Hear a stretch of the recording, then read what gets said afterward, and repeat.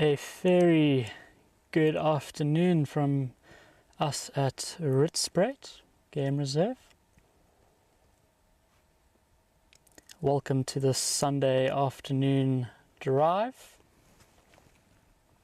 And as you can see, we are sitting at one of our many dams on Rietspruit, and we have a grey heron in focus on the edge of Mamba Dam.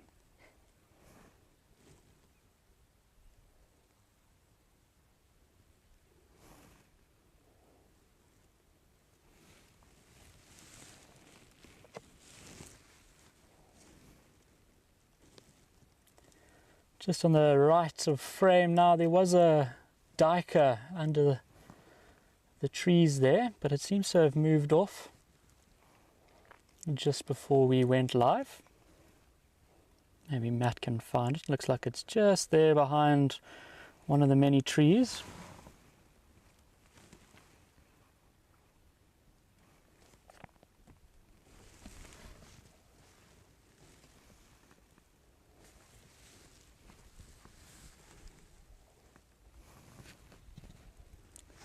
At the moment it's a nice peaceful warm afternoon in the African bushveld.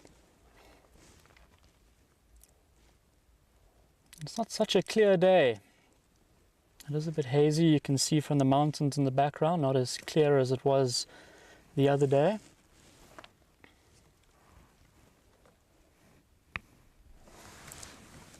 And you'll all notice that we've done a bit of a switch around this afternoon, so I'm going to take to the wheel and try and do a little bit of radio. It might be a bit daunting, still have an update to give.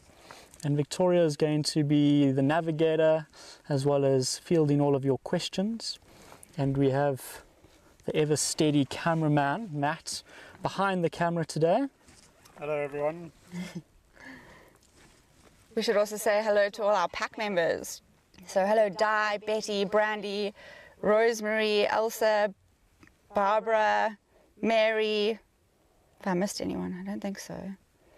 But hello to all of you. It's great to have you with us. And also hello to everybody who's watching on the stream sponsored by the pack members on YouTube. It's great to have you with us too. I think last time we had a little bit of confusion from some of our friends as to why we were not answering your questions. This is a reminder that if you want to engage with us on these drives, you need to subscribe to the pack. And you'll find the link to Patreon in the description below the video. But it's great that everyone's with us. So if we don't answer your questions, it's because we're not seeing them. We only seen our pack members' questions and engaging with them.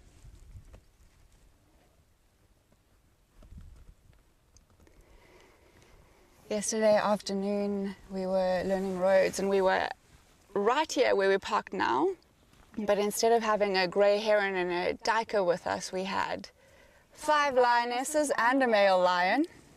So of course the duikers were keeping clear of Mamba Dam yesterday afternoon. So this afternoon hopefully we can catch up with the Rietspruit lions, the lionesses and maybe the males. Maybe they'll all be together. That would be great. They were found this morning, and I think they have been found again this afternoon at Ecological Dam. I'm practicing my Afrikaans. And the wild dogs were not too far from that area as well this morning. They were found and they made a kill. They seem to have moved a little bit east from our camp. So there's always the possibility that they get up and active later and we bump into them. But our plan for this afternoon is to go east and try and see if we can link up with those lions a little bit later. It is a bit warm, although it's cooling off quite quickly, so there's a good chance that we can get them maybe doing a little bit of something. Yesterday we sat with them until after the sun had gone down and we had to use our lights, and we had very little to absolutely no movement.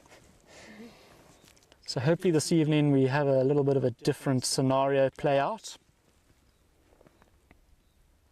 All right, let's start making our way in that direction. It's been a nice little spot to start this afternoon's drive. I'm also getting used to driving the Jimny.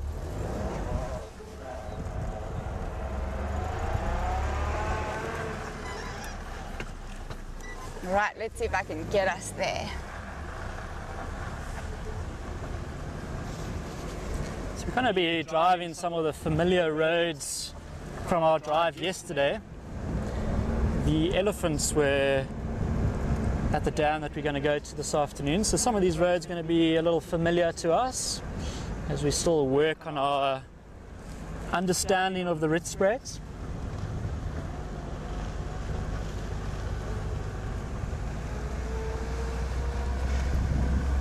I think on our previous drive we had a lot of wild dog activity. So if there was any questions that were asked about Gareth and I that we glossed over or we got interrupted by wild dogs, let's try, if you would like, you're welcome to send those through now, and then we can address them maybe before the afternoon unfolds and lions, if we're lucky, lions take the center stage.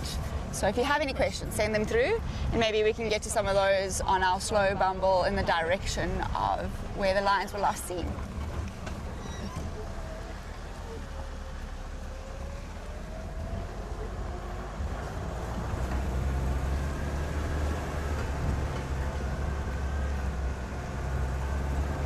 Location view from the east.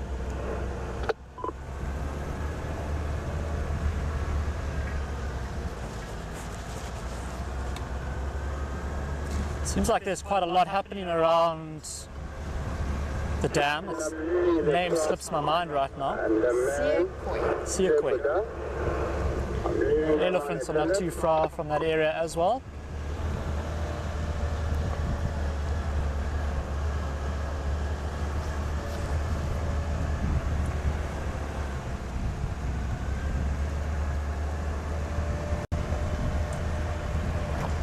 It would be great if we got, well, it'd be great if we got any of the animals we've spoken about, but if we got more than one of them, that would be like an extra cherry on top. Front coming.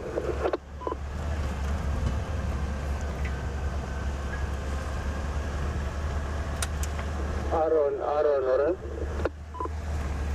Standing by.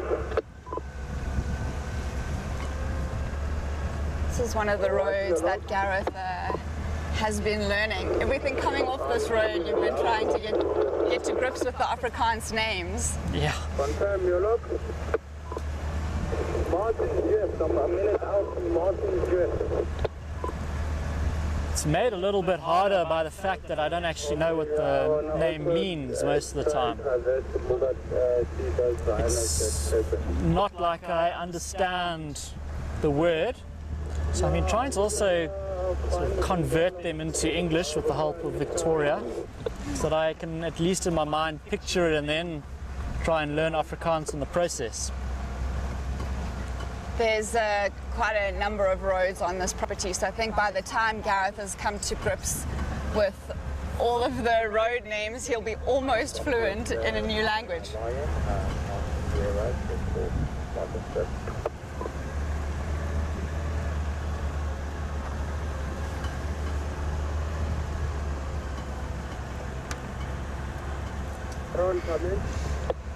Mary says we have the right guy on camera to be able to know all the road names. We do. She reckons he probably knows the property as well as Brent. I'd argue sometimes, and in some respects, maybe even better. What do you think, Matt? I think Brent's pretty good. No, Brent's obviously very good. You've both been here a while now.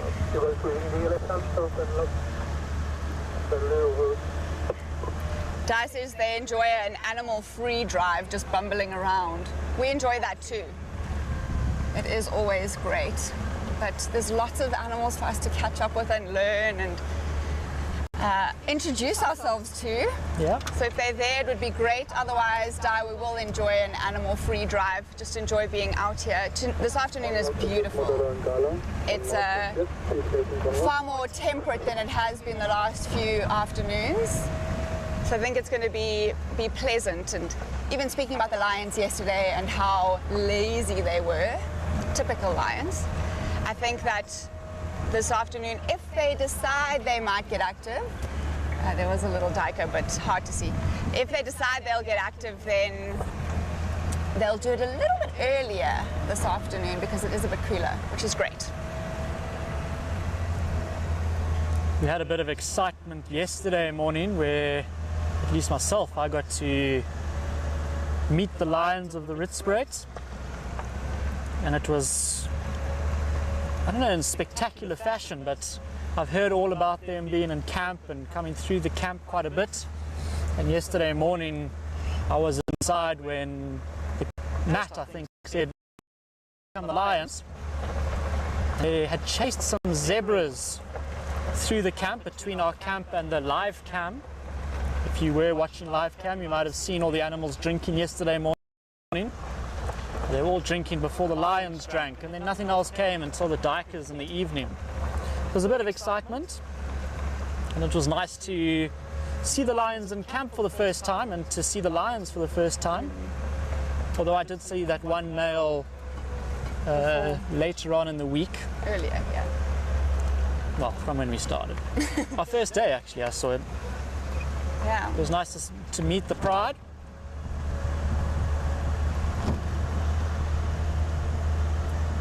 Hey, was anybody watching the live cam when the lions showed up and all of them drank from our little pan in front of the camp?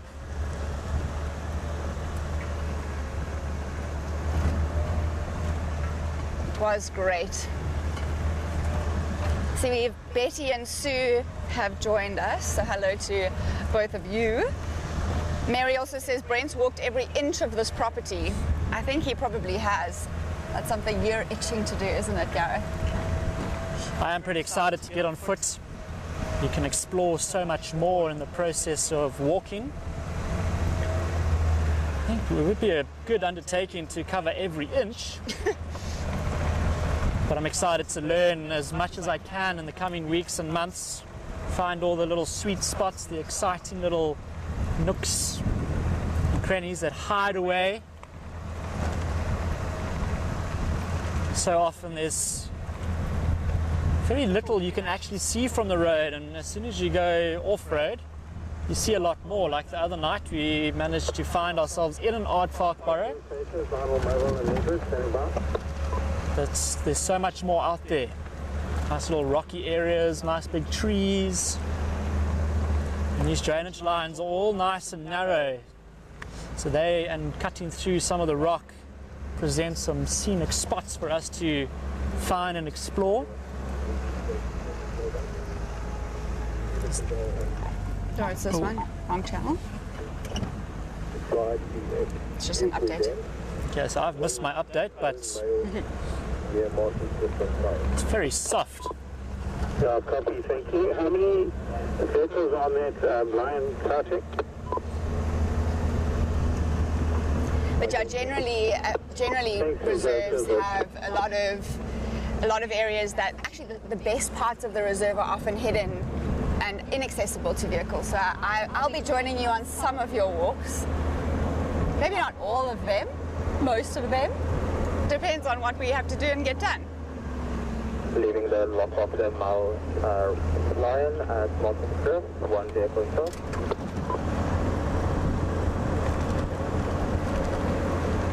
When you are on foot and you're walking around a property, you tend to see and get to know a property so much more. You also get tuned into the bush a lot more.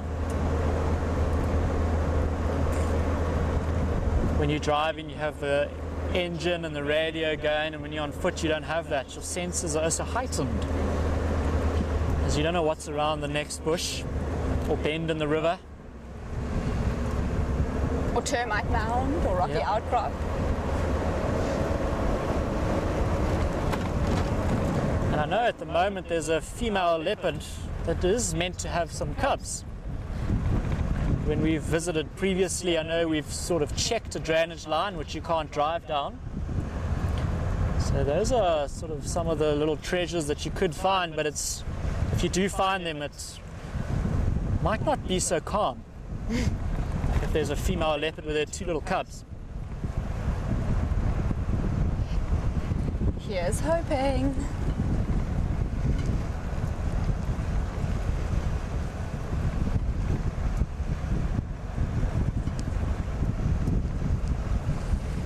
It's very still this afternoon.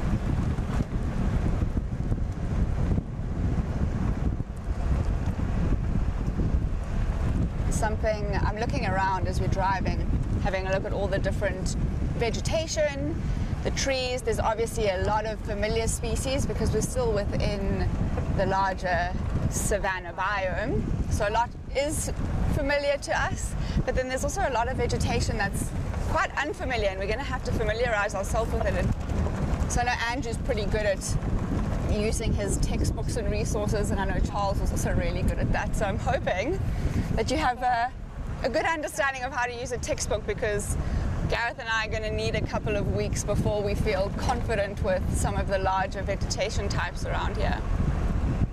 It'll be fun to learn with all of you though. We look forward to that.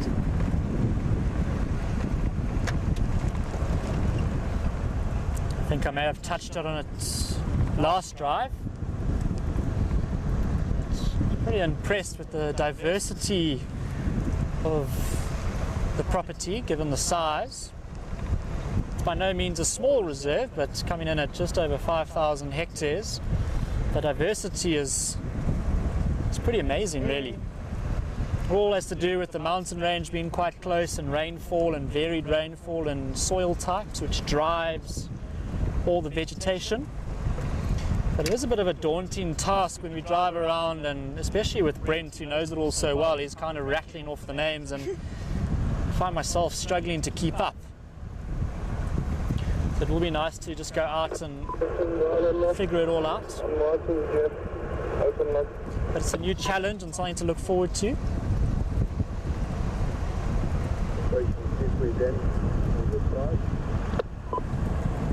Now make your way to it, I'll just got you. Thank you.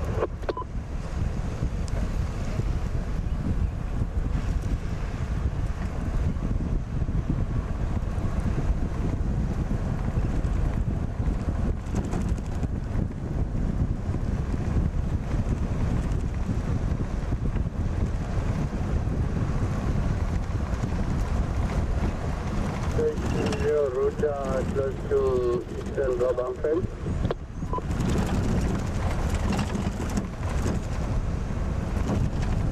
Yeah, that's right.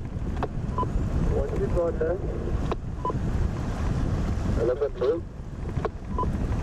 Can I join you? Matsu says, put your mom. Hi, Matt's mom. She says you work very hard at getting things right, but Di's just reminding all of us that you worked really hard not to get thrown out the car on Friday evening. We're hoping that Gareth has I'm hoping, an equally embarrassing moment, but hopefully not one that's as incriminating. Leaving 5 Rhino on the western side of Hippo Jam, 1 station unlocked. Try my best to keep on the road this evening, I think. Some of these blocks are a bit daunting, especially after the last one, and the excitement that brought to the beginning of our presenting careers. Yeah, we started with a crash, not a bang. Fortunately, we managed to get ourselves out, and Matt did tell us that if we hadn't, then we would have heard all about it from Brent and Viam, but we managed to get ourselves out, so it doesn't count as being stuck apparently. We were pretty stuck though. Okay.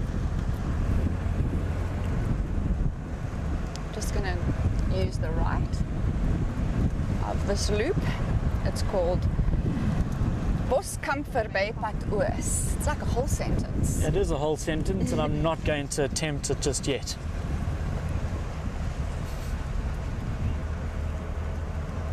It just means bypassing bush camp on the east. This lighting is starting to get so beautiful. It's really soft now.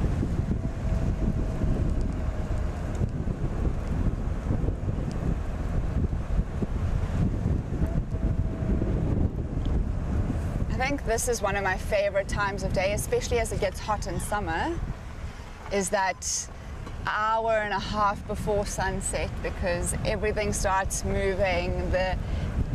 It's like the air thickens with anticipation around this time of the day. I get excited as though something's going to happen, something's going to change. And this evening's no different. I'm starting to feel that eager anticipation of the temperatures dropping, the light is soft, it's beautiful. And I think, now I need to remember, but I think it was Di who said that it's okay if we just have a bumble. We're used to not always seeing things. Is that right, Di? Yes, animal-free drives. Even an animal-free drive at this time of the day has the same feeling. It's not actually about seeing something, it's just that anticipation and embracing this lighting, this environment, the sounds, the calls of the birds. It's my favorite. This and obviously daybreak. I feel like maybe we should go right, but maybe Victoria can tell us on the map, or Matt can tell us with all of experience. Yes, yes, yes. I'm correct. Starting to figure it out. You are. I got distracted with my chatting. I neglected the navigator part of my responsibility. It's all right.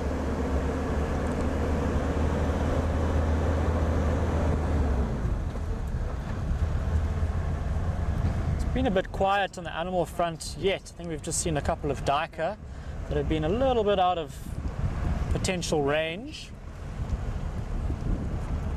But on hot days like this, everything's trying to conserve its energy, standing in the shade, waiting for it to cool down, and I can tell you it's definitely cooled down in the last half an hour while we've been out. So herbivores have a tendency to try and avoid areas, especially that lions are moving into. And the lions were roaring this morning as they walked up into this direction, well, this part of the reserve in this direction.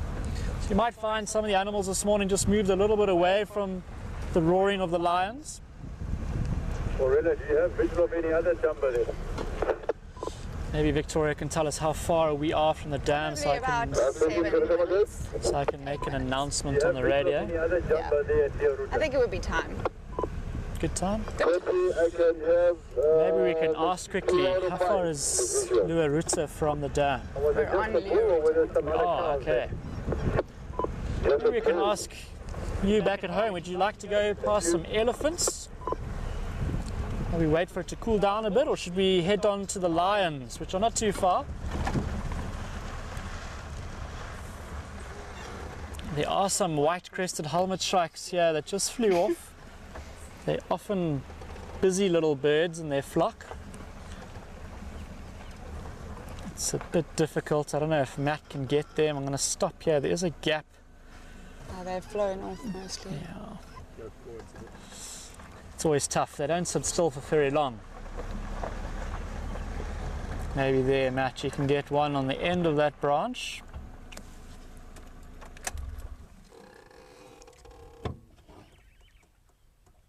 And they've moved in. There's one. Nice. Cleaning its bill a little bit.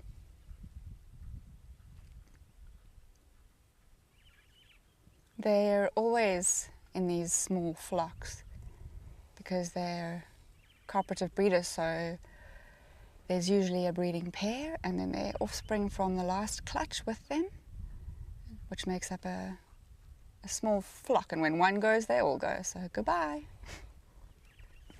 All right, Sue's the only one who's answered us.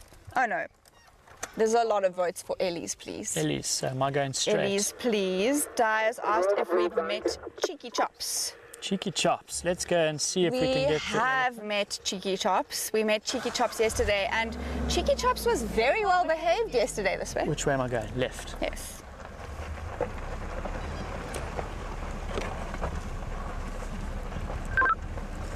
Are we keen to respond to the elephants? To space?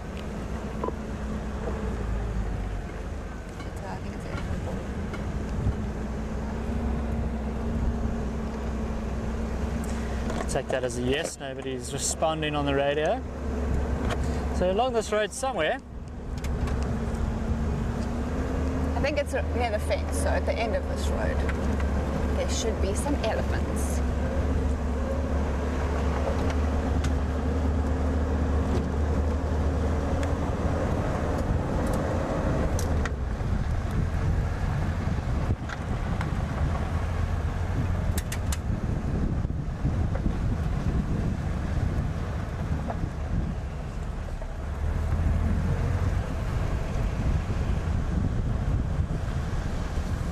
overwhelming how many votes for elephants we've got. Nobody's voted for lions.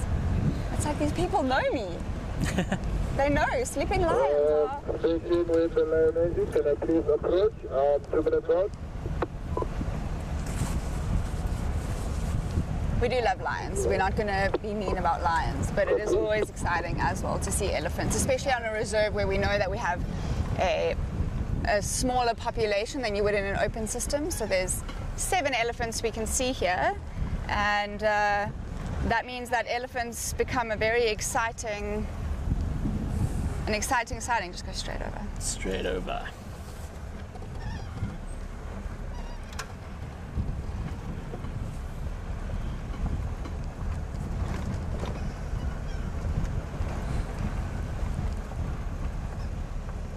Yesterday while we were out, we thought we'd go and see the elephants for the first time, and before we saw them we could hear them. Matt heard some crashing of branches, which is quite typical of elephants. So we'll see, do we hear them or do we see them first this afternoon? There are some impalas there, like we touched on just now, just on the right there, Matt. Starting to cool down, we might start seeing a little bit more coming out of the thickets, out of the shade.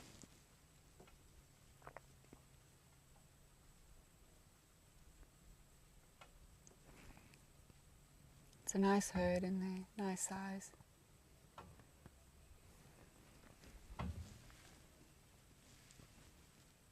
I haven't seen a ram yet, but there probably is one hanging around. Okay. Onwards towards elephants.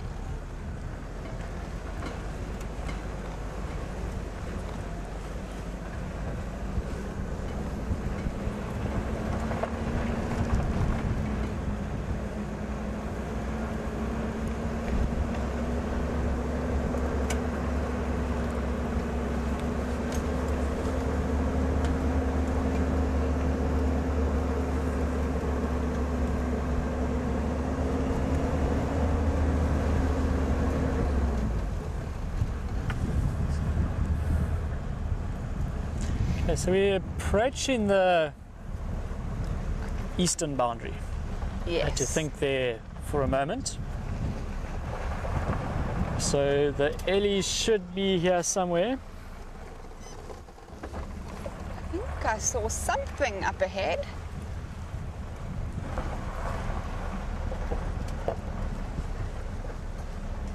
Could have been an illusion, but I think I might have seen an Ellie bum up ahead of us.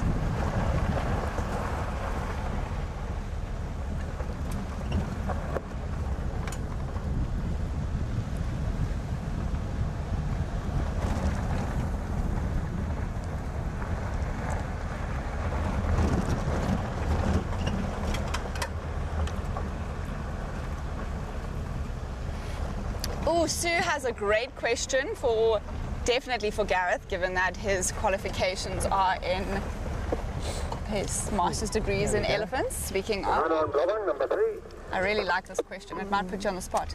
On the right hand side we have the bull.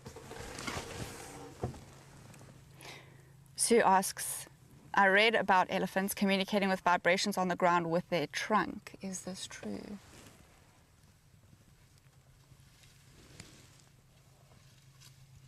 Really making this difficult for us. We're just moving into some thick stuff there. Elephant communication, Sue, is quite an interesting topic. So much of their repertoire is actually out of our audio range. They use low frequencies that we can't hear, that do travel through the earth. Can be picked up at long distances by other elephants, detected through the soles of their feet.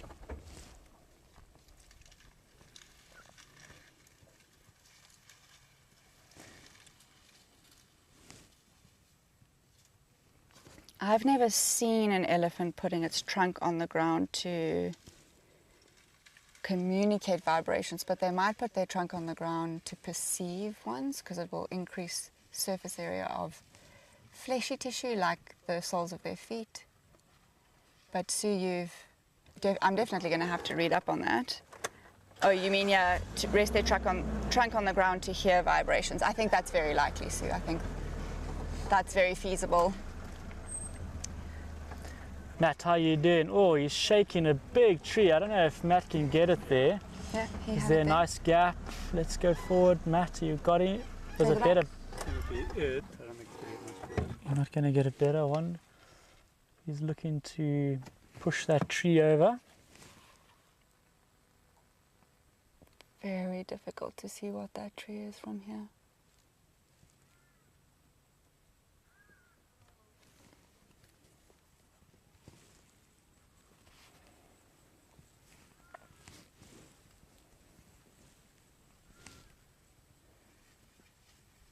It didn't look like any fruit fell when he moved the tree. Let's go forward a bit and see if we get a bit of an angle. moved There away. may be a bit of a clearing. He's going the other way now. He's moving deeper into this thick stuff to our right or south. But Sue, vocalizations with elephants is quite an interesting topic of conversation.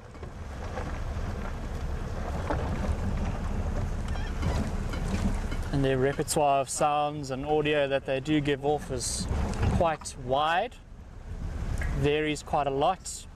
There's trumpeting and rumbling, squealing from the little ones, that low frequency communication that travels through the ground. Station, are you calling? Like there's a nyala. Coming back.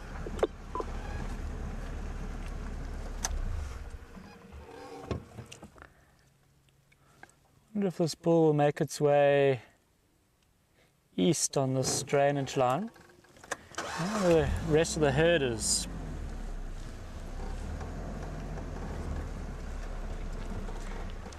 Gareth and I were recently in the Kruger National Park with my family before we started here, and we were at a specific camp that had a waterhole and a hide, and there was a lot of elephant activity in and around that waterhole. Big herds would come in, and then other herds would move off, and it was so apparent that there was communication that we were not privy to happening between the herds of elephants. We know it happens, but it was amazing to watch it.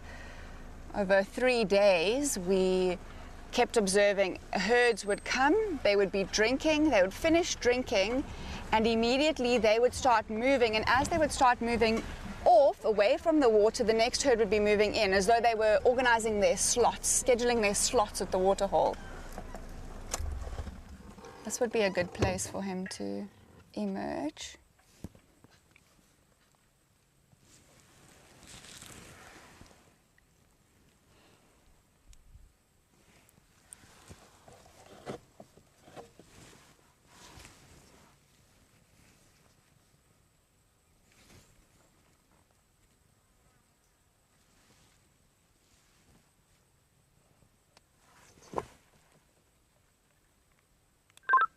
Stations. I'm entering the lock of the elephant bull and Luruta eastern fence line. He's mobile south onto the block towards the drainage line.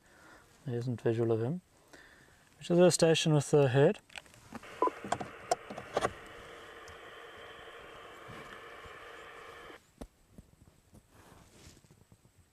I'm not sure if the herd have been found. Okay. So maybe it was just him after all. I hope you all got a little bit of a look at him. We're just going to wait here for a little bit longer and see if he does come through this drainage line. He was moving south in this direction. I can hear him. Sue says, a master's degree in elephants, tell us more. I was not working on elephant communication. That's a little bit advanced for me, and maybe something that would be better suited to Matt and his expertise with technology. But I was looking at reintroduced elephant populations in small private game reserves in the Eastern Cape, and whether or not they had had any effect on the vegetation in the Albany thicket, which is very different to what we get here in the savannah. I don't know if you can hear that sound. There is a troop of vervet monkeys on the other side of the camera. Just a bit of communication between them. Elephants are a really well-studied species. They have large effects on their environment. They are known as keystone species and ecosystem engineers. There's the vervet monkey.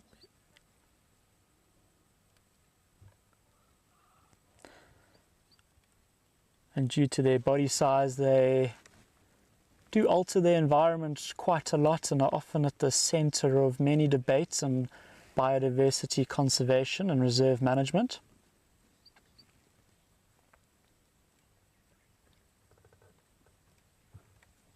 He sounds like he might have crossed through the drainage line. I'm just hearing some rustling a little bit beyond the drainage line now. So we were viewing from that side, and it sounds like he might be on this side now.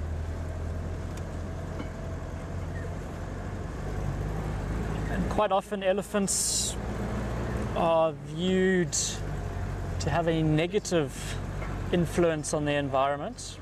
Are we going right here, Victoria? Yep. Is it a road? This is not. No, it doesn't. It looked like it may have been a road, but I don't think so. I think with him moving through the thick stuff there, we will look at going to Sequoia Dam and seeing if we can catch up with the lions. I may have misheard somebody call in the elephants. May have just been that one male. It's a pity he moved into the thick stuff as we got to him. We're not too far from where the lions are. We just find out what's going on there. It's a bit of a different radio procedure to what I'm used to, and I'm sure if there are any of my friends from my days at Mala Mala, they'll probably have a good giggle at me trying to use a different radio procedure. Stations, I'm leaving the lock of the Spill Elephant. He's mobile south from Rietspruit, just to the west of the eastern fence line. There's a station with the lions at Sequoia Dam. I'll be keen to make my way there.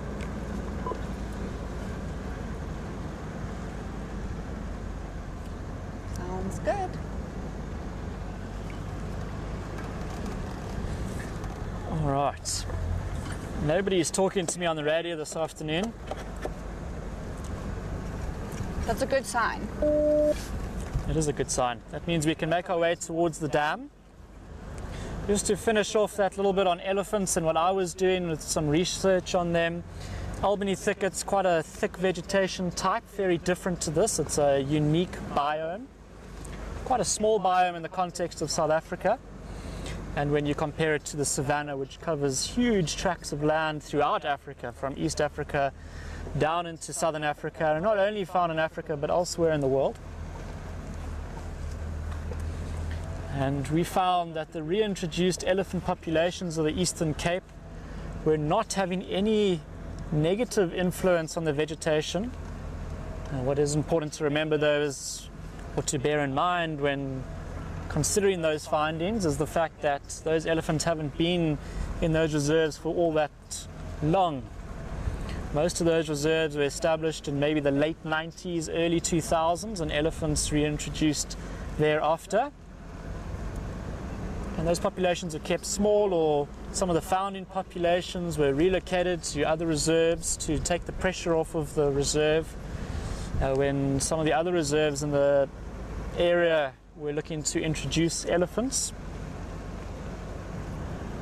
So due to low numbers, low density more specifically, elephants were not having a big effect on the vegetation, but we might see a change in that over time as their exposure to the environment lengthens and the environment has to deal and cope with the pressures that elephants bring. But the Albany thicket is really different to this environment. A lot of those plants are able to coppice and self-generate. Elephants are typically quite messy feeders. So if they are moving through an area and they breaking branches, they drop them, or they'll be feeding on the branch and then that branch drops down to the ground. Those plants are able to coppice and grow from that stem, which is definitely not the case in the savanna. For the most part, these trees do not do that. There may be one or two. It's also a bit drier down here, or up here rather.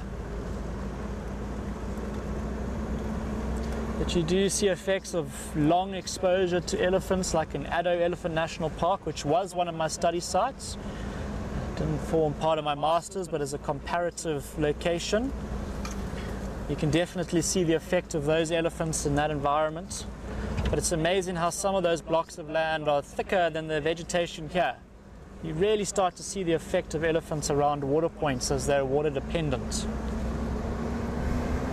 But time will tell what elephants are able to do in the Albany Thicket Reserves of the Eastern Cape. I like to think that it was a bit of a positive finding of ours for elephants in this day and age. She says, very interesting. And Betty says she never attested the movement of herds in and out of waterholes. She didn't put it down to communication, but now it makes sense that there was communication in some sort of organization that we had no idea about. Mary says, plants are the epitome of what doesn't kill you makes you stronger. She's right. But things are going to change now because we're approaching Sequoia Dam. Somewhere around here should be the Rietspruit Pride. Oh, I see two cars. Cars are a good sign. They must be here. They must be here.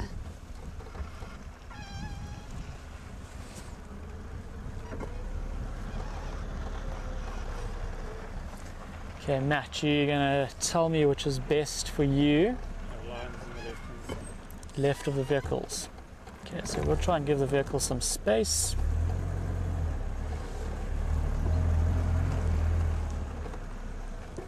Flat cats. Oh, no.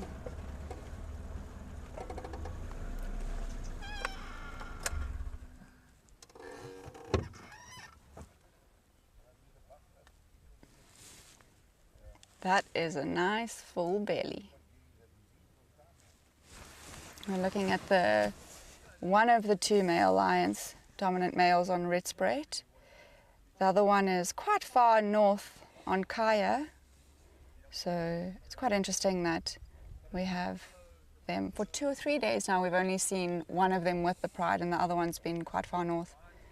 But so normal with lions that male lions, they'll split, divide and conquer, and they'll reunite, come back together, see the pride, and then they'll separate, spray, announce that they're in an area, come back together, and it just works to cover more territory more efficiently. Obviously we know that this is a closed system, but that is their natural way of doing things, and so they're going to continue with their natural habits and natural patterns in this context, and there's more than enough space for them to do that. So it's very natural to see two brothers, members of a coalition, separate for a day or two and then reunite. Stations I'm joining the lock of the lions.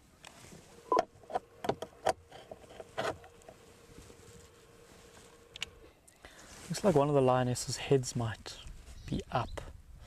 And we might find a better angle on them if we just move here. So Matt, I'm just going to move forward a bit. See if you do get that angle. Di asked, do we know what happened to Max? Di, I'm not sure exactly who Max is. I assume Max would be the third male lion. I know, oh, okay, if he's the third male lion, then he was in quite bad condition. My timelines are a little bit off, but he actually eventually disappeared. And apparently hasn't been seen for a while. Oh, this is beautiful. It's very natural in these systems that, you know, even though it's a small reserve, it's very possible that he could have passed away in a drainage line or in an area that we wouldn't have been able to access or have never known any better. it is also natural that you lose members of a coalition as their life progresses. It's thought to be one of the reasons why male lions have coalitions is that they're effectively one another's insurance policies. So as they go about defending their territory and conducting the life of male lions, dominant male lions, invariably there will be casualties along the way. Somebody asked about IDing bucket. There was definitely, no, you're right, there's no definite confirmation on Max. We don't know. Maybe he'll make an appearance. I'm not sure when last he was seen, so I can't speak on that.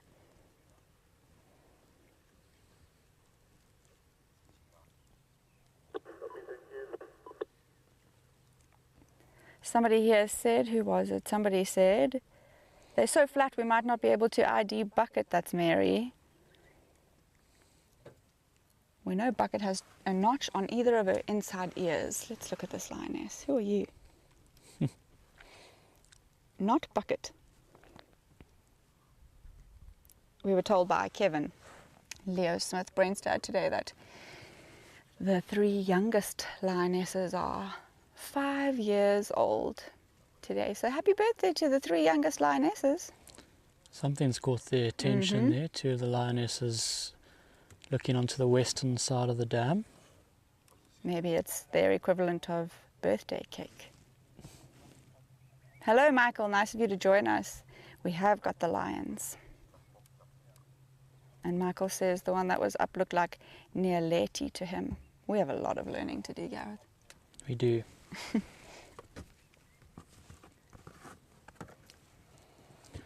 It's amazing to see that change in their posture and their body language. Immediately something caught their attention and their heads were up and they were shifting body position to get a better angle. It is quite amazing when you watch lions go from what we call flat cats to in a almost ready position, just taking note of something that may be coming for an afternoon drink. At the moment it only looks like 2 of the lionesses have their heads up, the others are lying as they were, having no attention.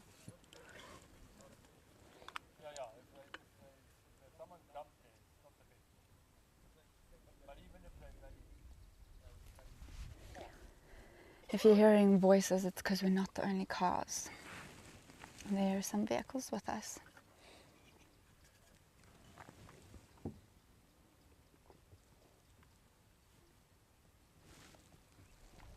Such pretty lionesses.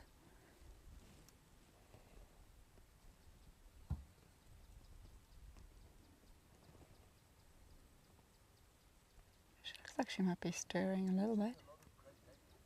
Eyes opening.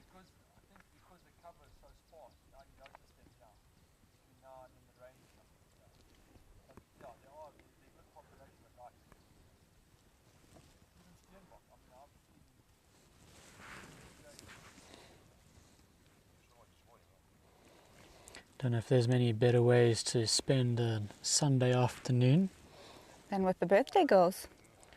sitting at sunset with a pride of lions near a waterhole, and on their 5th birthday.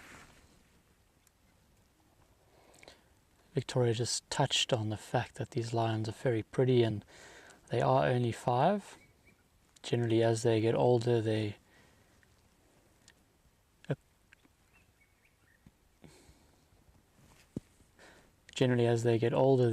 get a few more scars on their face, cut their ears, cut their noses. Quite often they are used as identification markers on individuals. But they can be an unreliable means to identify lions at scarring as they get older, as scars do heal over and disappear with time.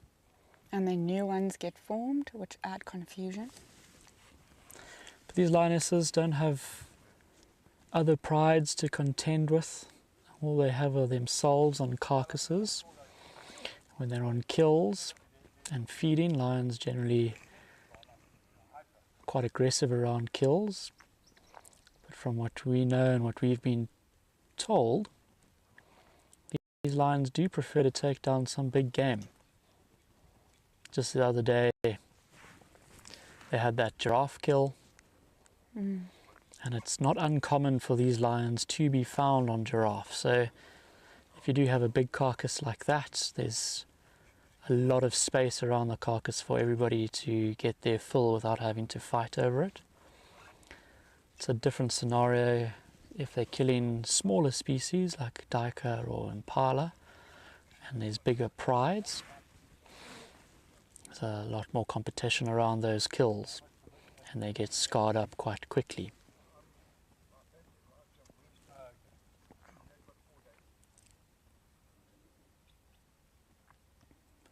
So these lions have the luxury of not having to fight other lions, still being young and youthful, and generally taking on bigger prey species, so there's more to go around and less competition. That doesn't mean they won't fight over kills, it just means the occurrence of intense fighting is probably less. Michael Fleetwood has given us a very helpful little bit of information. He says Bucket's got 3 whisker spots in between her first and second whisker lines on the right side of her face. That does help a lot because we like to look for those identification features. She's also got 2 A notch, as far as I'm aware, on either ear, both on the inside of her ears. So they face each other, the 2 notches in her ears.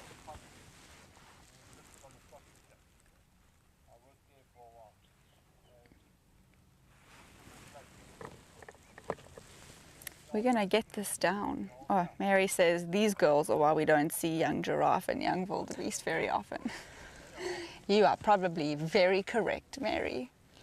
Especially on the wildebeest front. Brent is trying to get us up to speed with what's going on, and these lions have taken a liking to the wildebeest, with very low numbers now found on the Rietspruit.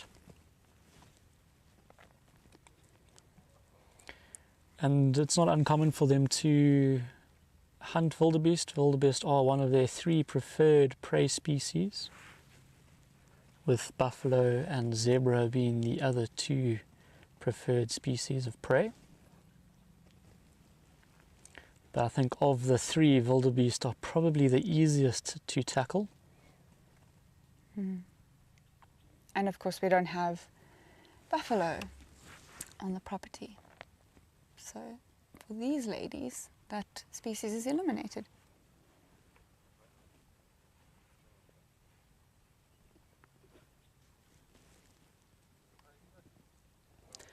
Lions do generally shift their choice in prey depending on seasons and availability of prey species in the area. You're going to lose the shot briefly as somebody moves.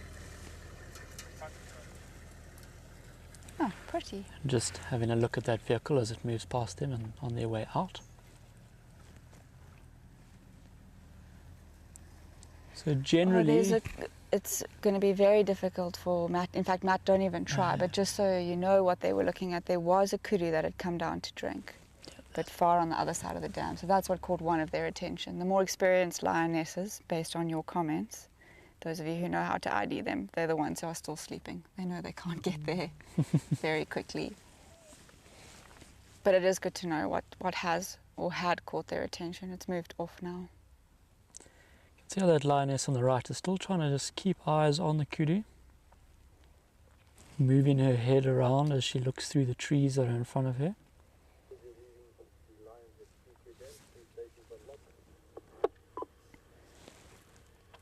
Dice asks about if the buffaloes are still in the boma next door.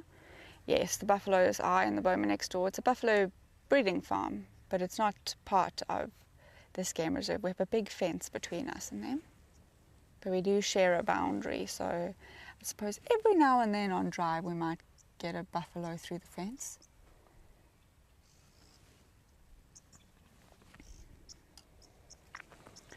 That would be quite interesting to watch how lions, these lions in particular, would respond. I don't know if you heard that. Deep barking noise.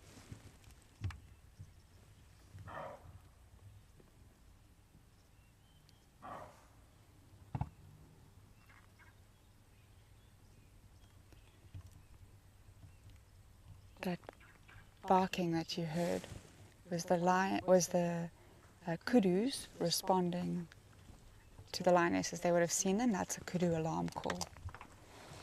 We can't see the kudu alarm calling, and I don't know if the kudu that was alarm calling would have seen these lions where they are lying. A couple of their heads were up. There's also some monkeys alarm calling to the west where the sun is setting in Matt's frame there. There's a couple of chatters from some monkeys in the drainage line that comes into this dam. Be very interesting to know what has upset that kudu and the monkeys, and whether or not they can see these lions from where they are. These lions haven't moved. The kudu was in a better position earlier where it was drinking. You couldn't see it, but we managed to get a glimpse of it.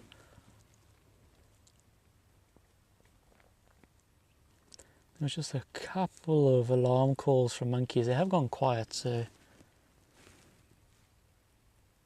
generally monkeys will keep alarm calling while they can see the predator,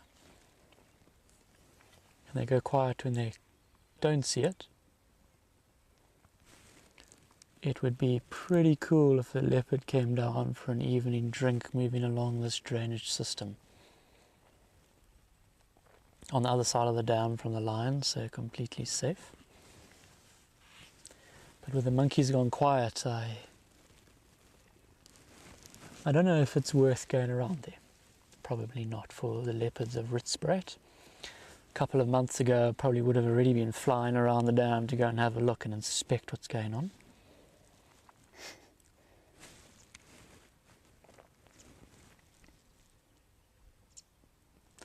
Nice to see them all lift their heads though. And I wonder, and maybe Matt can zoom in on the lioness that's head is facing us, still sort of sleeping on the side there. Looks like she has a notch in that right ear on the inside. I wonder if that's bucket. Somebody might be able We'd have to wait to see if she lifts her head and we can see her left ear.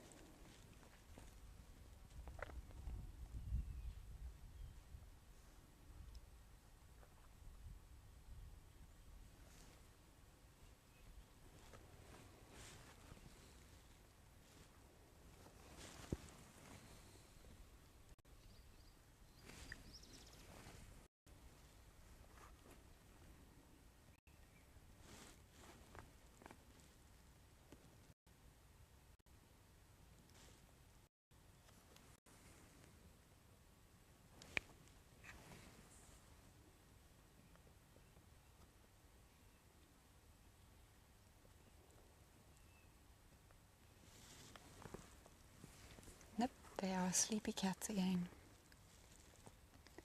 Good afternoon. Brent live on Leopard, standing by fast deck.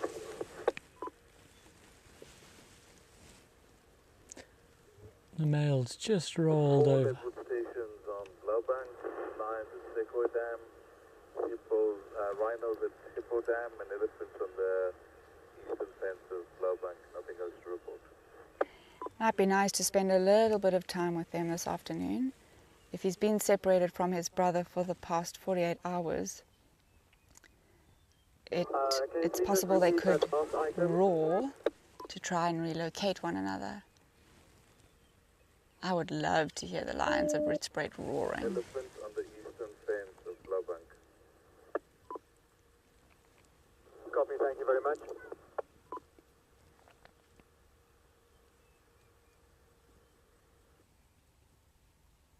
They're usually pretty reliable roarers. I haven't seen them roaring up close, but every night we've been here, except for last night, we've heard them roaring like clockwork. just after or around 6ish. But you know, they say never brag about your wildlife because it will let you down. Who says that? Well, actually, they say that about your children, but I don't have children.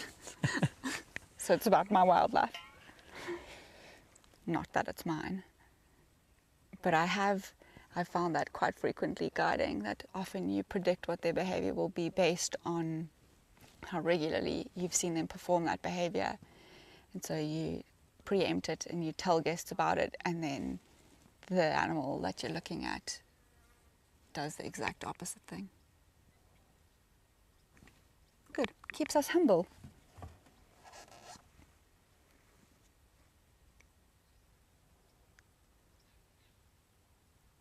I can feel a distinct temperature drop as well, which is good. Rhino Poole on system south. I wonder if we loop around to the dam wall and just take in the sunset. It's not too far from dipping below the horizon. We know the lions are not going to go anywhere just yet, and if they do, Matt can swing the camera around to them and get some action. We'll come back to the lions. We might be able to view them from the other side of the dam wall as well, and then perhaps we'll get them looking towards us. So nice idea, Gareth. We've got about 10 to 15 minutes before the sun sets, so we'll just get around to the other side of the dam, or just onto the dam wall, and see if we get a bit of a sunset there. It is a hazy evening, so the mountains may not stand out so much. Also the trees. Oh, there's a beautiful sort of dead tree in front of us. And we have the lions, and we can get a good look at one of them who's actually looking in this direction. So this is a much better spot. You can take in the lions and the sunset.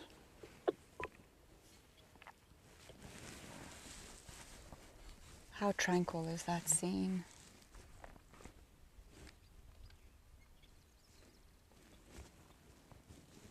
Okay, copy, I'm going to make my way.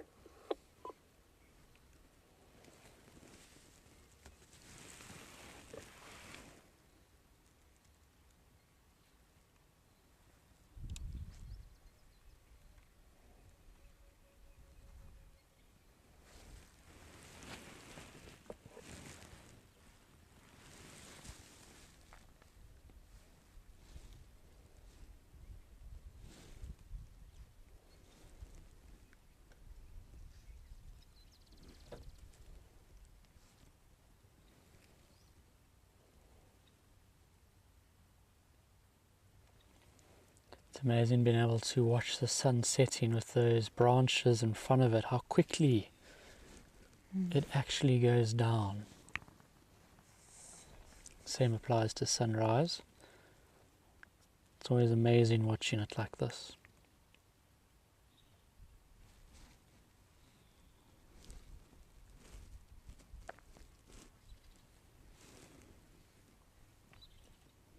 We agree, Betty, the sun is pretty.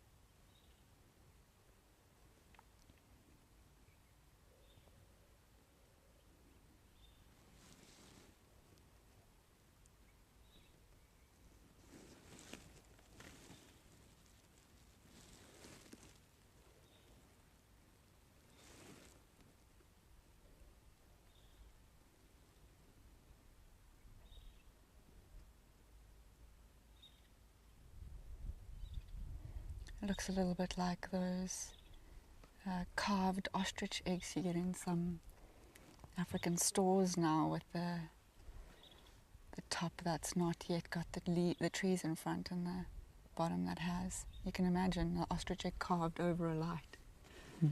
I'm sure the sun is their inspiration.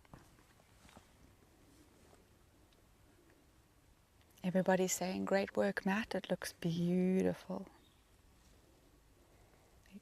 Betty says, but if you take a screenshot, you could use the graphics for Halloween.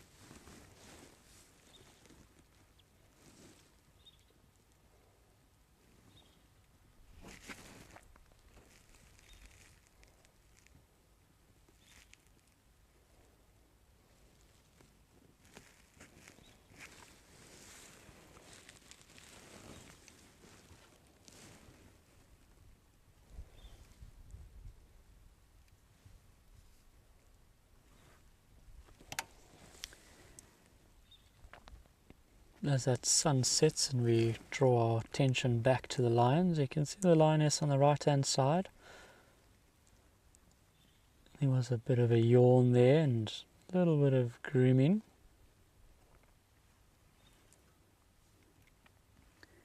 Right on cue. The sun's behind the horizon and she's up, although she looks like she's going to flop back down. Maybe not. Try and convince everybody else that it's time to start doing lion things. It is their time of day after all.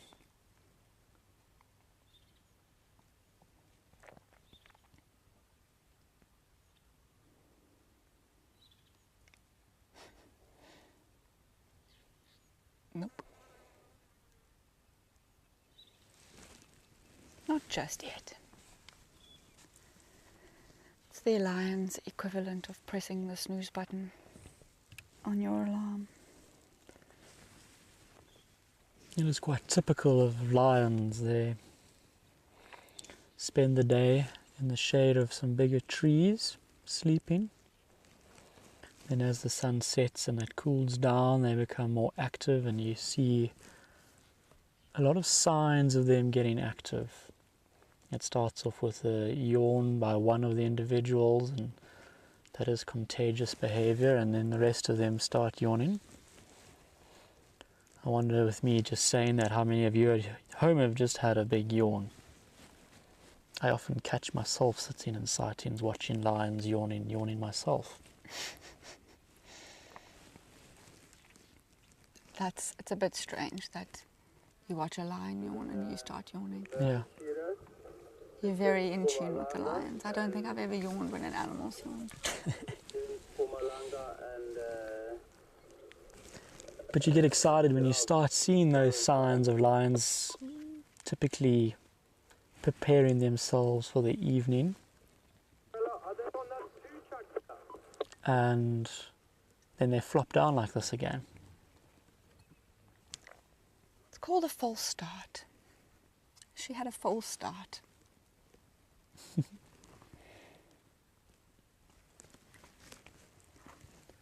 we'll sit with them for a little longer. Wait and see if we get more activity out of them.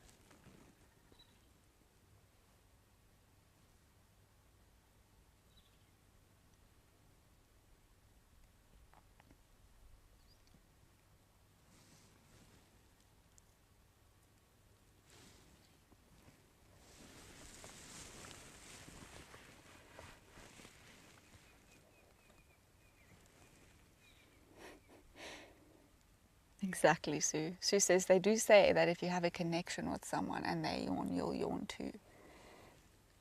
In that case, I have a connection with every single human being, because if a person yawns and I'm in their company, I will yawn too. But this must mean that Gareth has formed a deep connection with lions if he yawns when the lions yawn.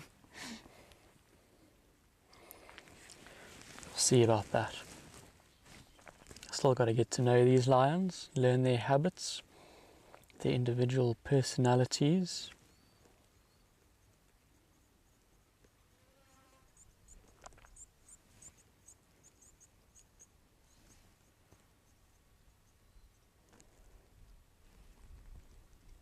It is a privilege when you get to spend time with wildlife and get to learn individual animals and their little quirks. Their personalities are all different. Even individuals within a pride that are so closely knit. Each of them will have their own unique little characteristics. And you only really start to learn those characteristics of the individuals and you spend a lot of time with them.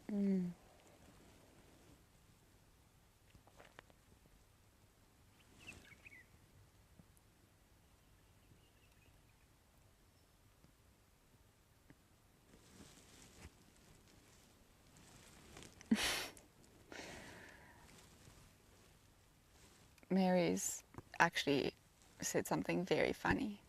She says, they used to say if you don't yawn when you see someone else yawning, then you're a psychopath. So then she made a point of making eye contact with people when they yawn and trying her best not to yawn. I'm very glad we have some technology between us, Mary. I think I would be very intimidated by that behavior.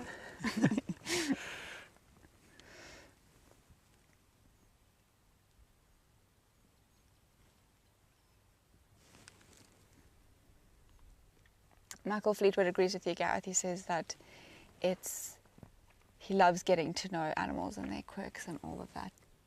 I think that's what really brings these places alive. It's amazing to be out here to experience it, but when you have the local knowledge of understanding how the behavior of this animal usually unfolds and what their history is, and it just connects you that much deeper to the species and the individual, because it tells a story that contributes to a greater understanding of a species while familiarizing you with an individual who has also led their own life. Somebody sat up and groomed and flopped back down again too.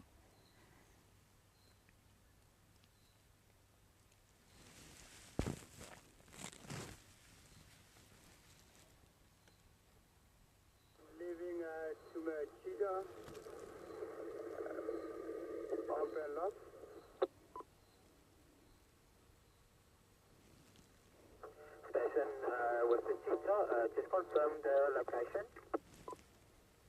It's a Kaya, Giraffe and Pumalanga, Kaya Southern Fence.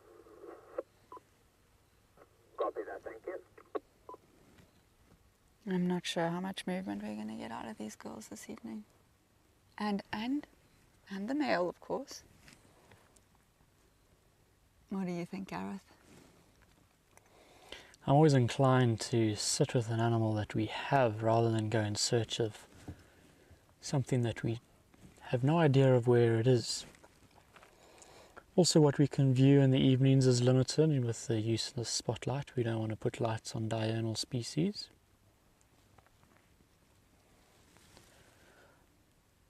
So I think with these girls having turned 5 today, well, at least 3 of the younger ones, it's nice to see if they do get up, maybe go down to the dam for an evening drink, get moving.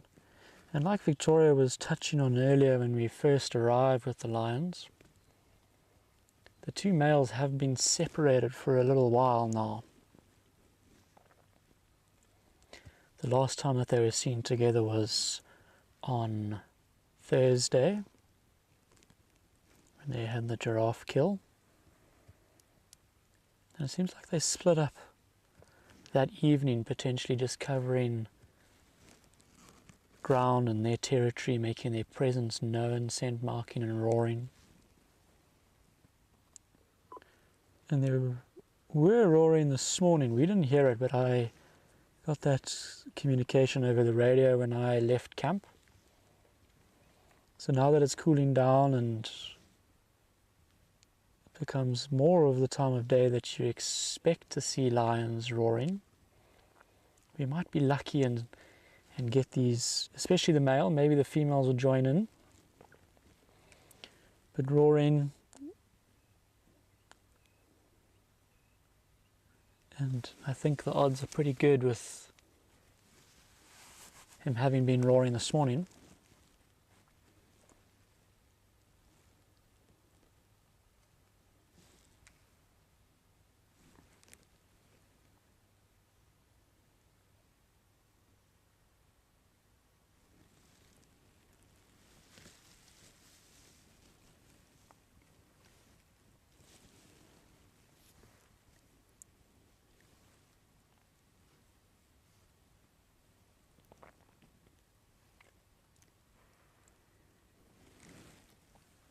Such a beautiful evening.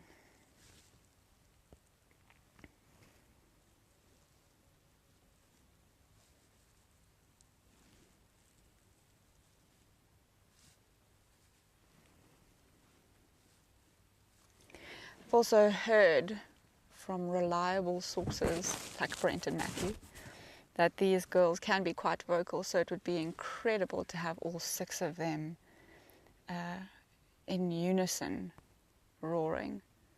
Although sometimes, often the females will be triggered by the males if the males start roaring and they'll join in, but that's not always the case.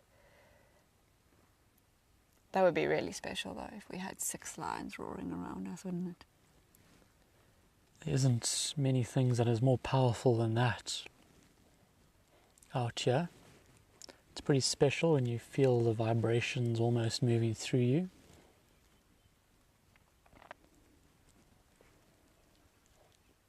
And while it's amazing to watch lions roaring, you can definitely feel it as well when the lions are in your presence.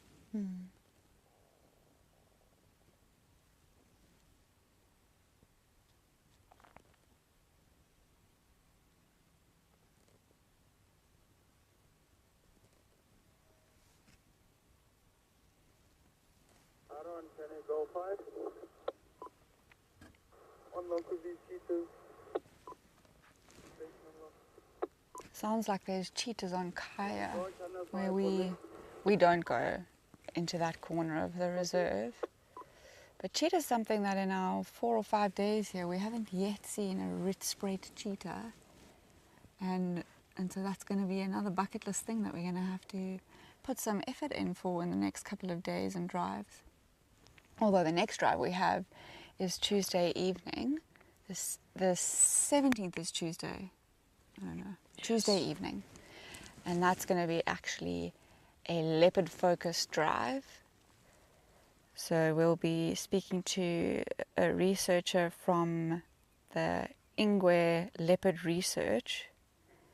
And we get to pick her brain about all of the things that come with Marine. Her name is Marine. We get to pick her brain about all the things that come with researching leopards in the areas adjacent to and within the Greater Kruger National Park. So there's big long-term research studies in some of the established areas within the Kruger National Park, like the Sabi Sands. And then Marine's research is newer but very robust. I've had a look at the ID kits coming out of that project, and they make me very excited because I love a leopard and I love identifying a leopard. So we're very much looking forward to seeing Marine on Tuesday, having her with us on drive. That means that it will only be one of us that will take the drive, and she'll be in the passenger seat telling us all about what she does. And that drive is going to be also for a pack drive, so it'll be on YouTube as well. So if you're interested in finding out leopards and coming for a bumble with us, then put it in your diaries for Tuesday afternoon. Same time, same place. 50% different presenter.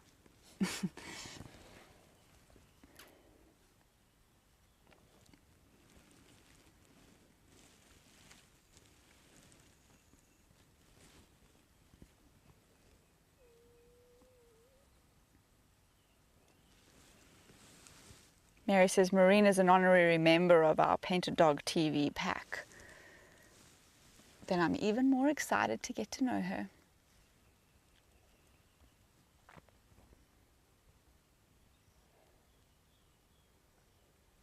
I've never met a leopard lover that I don't love myself.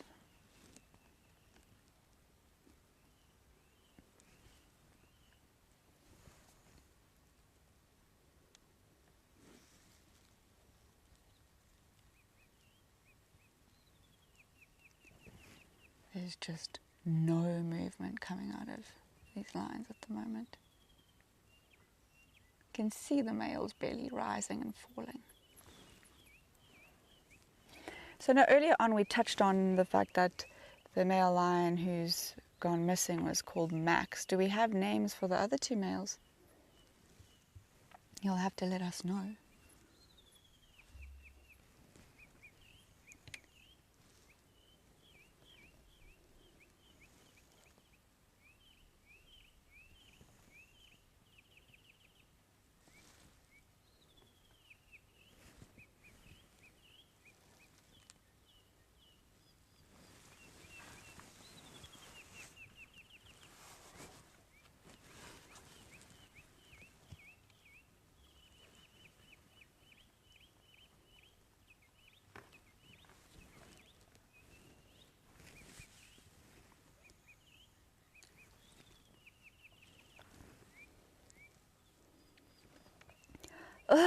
I've got the names here. There's a kinky tail. He'll be Kinky Tail the second. There was a very famous kinky tail in the Sabi Sands from the Mapoko coalition who caused chaos. And the other one is called Elvis.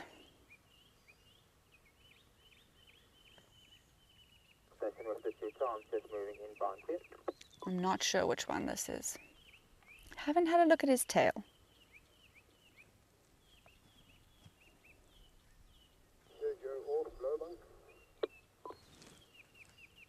Betty says we don't see leopards very often on pack drives. We hope to see them more now. They've been elusive. Betty, we hope to see them more too, but we understand that they're elusive and in a different system. We just have different boundaries with them and different work to do with them. But we are committed to doing that work, so hopefully we can see some leopards.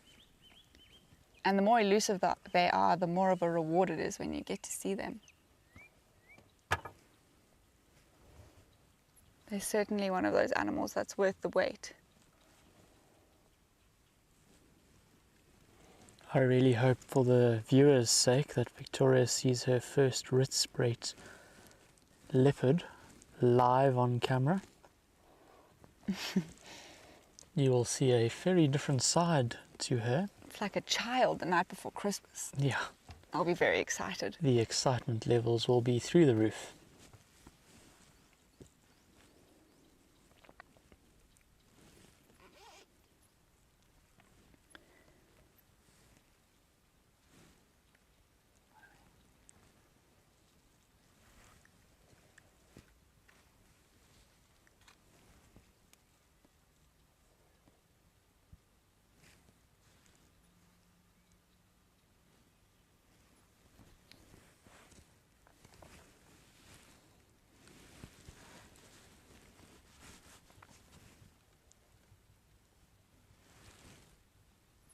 Oh, rolling over.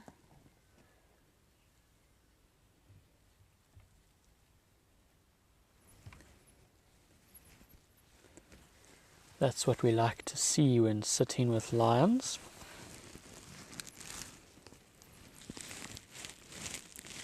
A little bit more activity, although not much, just maybe a reposition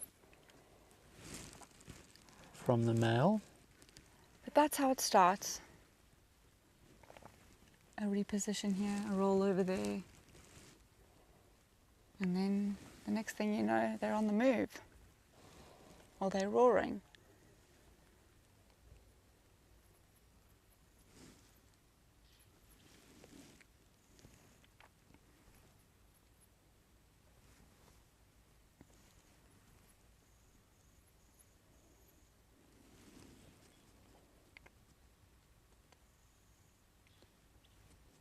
quite a nice still evening. There's hardly any breeze. And looking at the water in the dam, it's almost like glass. The reflections in the dam are quite pretty at this time of day. I think Matt's going to zoom out a little bit by the looks of it and just show you how still that water is in the dam. It's quite a contrast to yesterday evening. The wind picked up quite a lot. It was very gusty yesterday evening.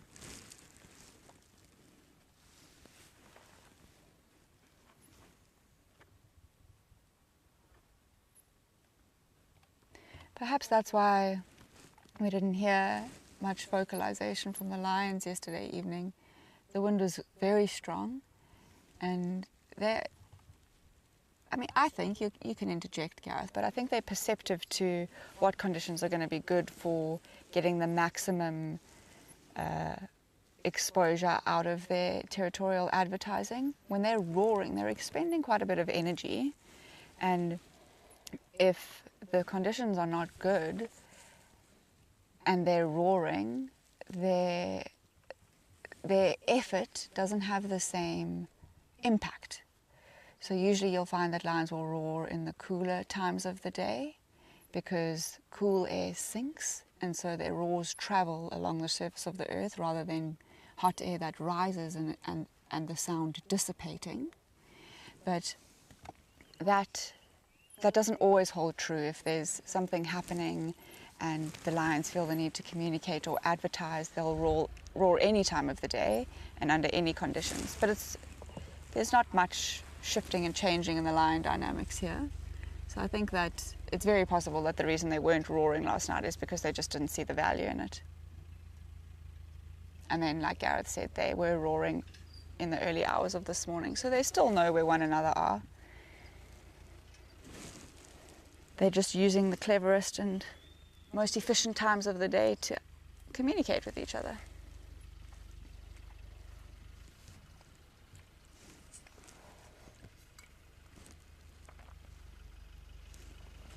I think we're almost at this magical hour of 6 o'clock that has been said to be... Oh, look at that. Some Egyptian geese flying into the different part of the dam for the evening. Well captured there, Matt. Golden hour even makes Egyptian geese look majestic.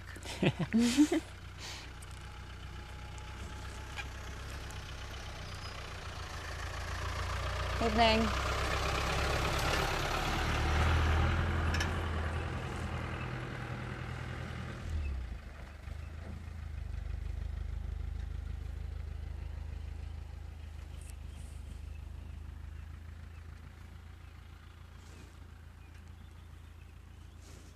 Okay, while we have been focused on the water and the Egyptian geese, there has been a little bit more movement from the lions. One of the lionesses has also rolled over a little bit and stretched her legs. Look at the mountains in the distance. Beautiful scenes. But we have been told that 6 o'clock is kind of the magical time for these lions to roar, so really hoping to hear that. Mary says, surprisingly, we don't often see the Egyptian geese. Oh, there we go.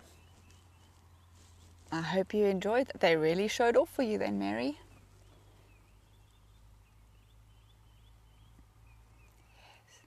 See, that's what we like to see. A little bit of a yawn there from the male. He's rolling back over, stretching his legs. Maybe he's going to lift his head. He thought about it and then thought otherwise. But he's rolled over now twice in the last 10 minutes. And what you do tend to see is the frequency of activity increases You can get a lot more of this activity where there's a stretch and a yawn and a rolling over. Also, I've learned at this hour never to trust a sleeping lion. Just because they're lying flat doesn't mean they're not going to call. You think, and they do often lift their heads and roar, but they can also be seriously lazy and roar lying completely flat.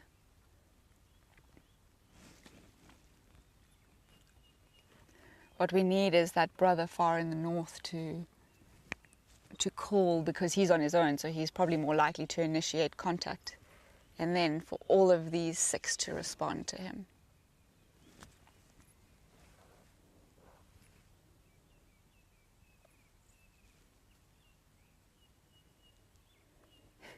Mary says these lions have brought us to an absolutely beautiful spot for sunset. You're right. It would have been worth sitting at this dam, admiring the scenes and the geese, even without the lions.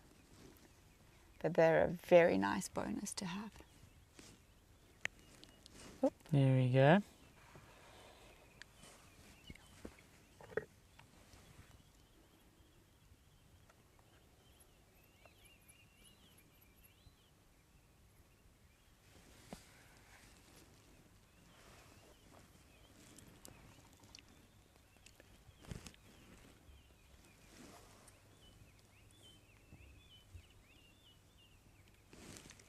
Do you need a light from us, Matt, or not yet? No, Not yet. Oh, you're right there. Or should we reposition a bit of grass in front of his face? Let's reverse a little bit, try and get that grass out of his face. Hopefully he doesn't choose this moment to roar.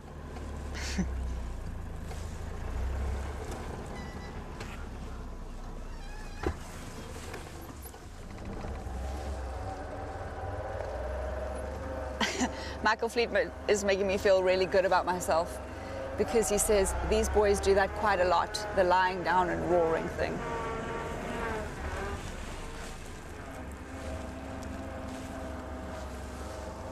Good to know that their antics align with what we have learned. Good driving and good camera work, Matt.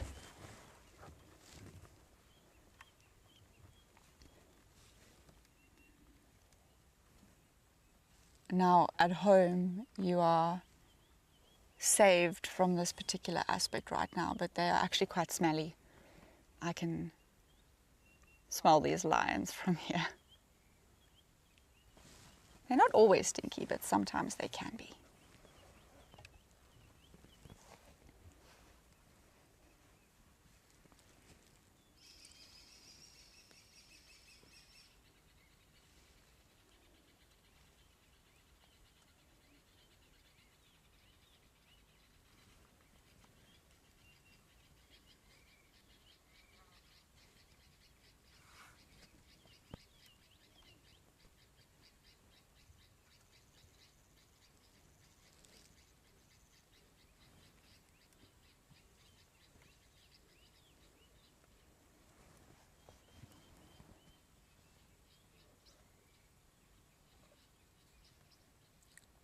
What big teeth you have.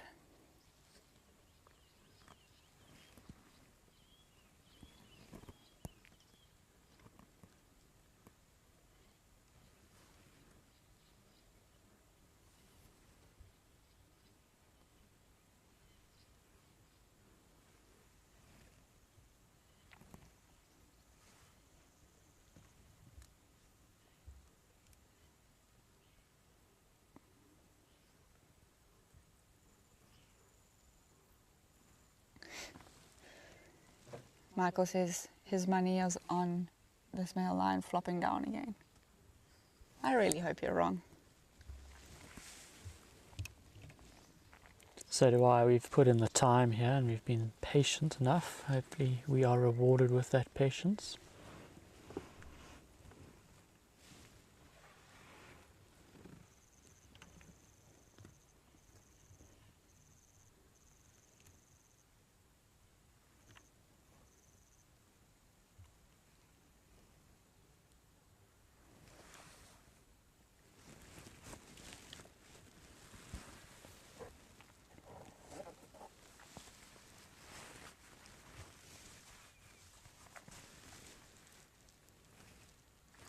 just the male who's got his head up for now. He is focused in a direction.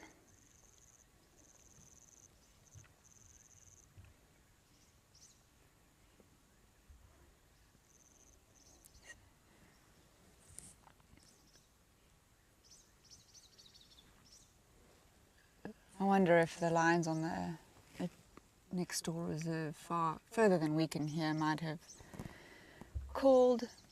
He does look like he's sitting up, or was sitting up and listening. His expressions have softened a little bit and his eyes are closing more frequently, so he's not as focused on whatever it was that prompted him to. Ah, Michael, you were right.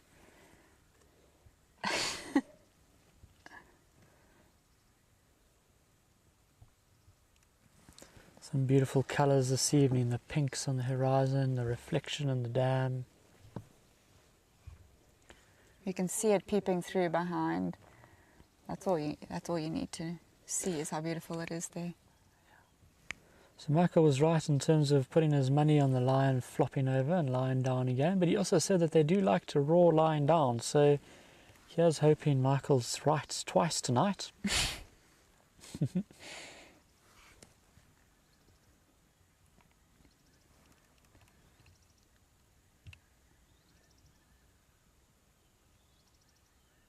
Let's make it 2 for 2. Those colours, it's beautiful.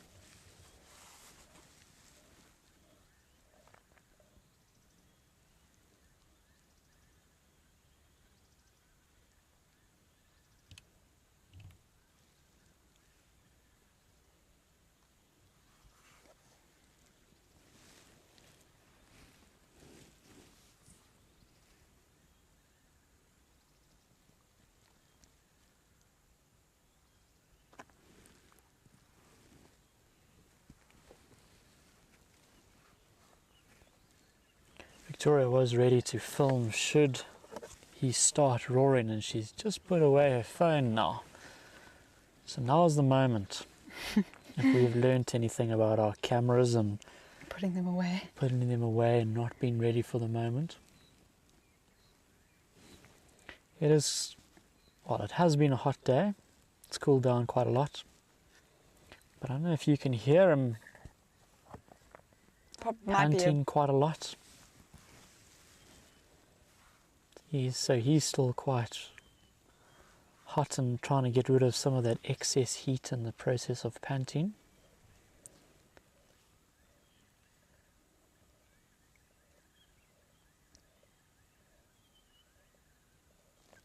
And we've had very little out of the females.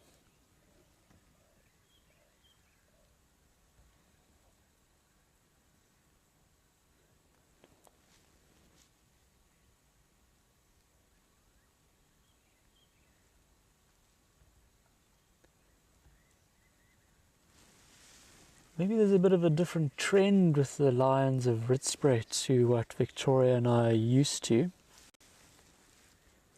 Yesterday morning they were running through camp at about, 9 o'clock. Yeah, around that. Settling down, maybe a little bit earlier, settling down at around 10 at Mambadan. I think he's thinking about it.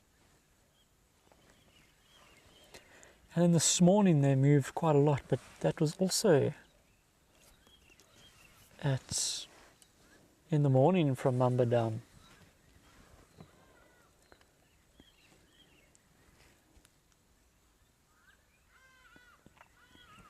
And they were on the move until about 10 o'clock this morning when they were seen drinking here.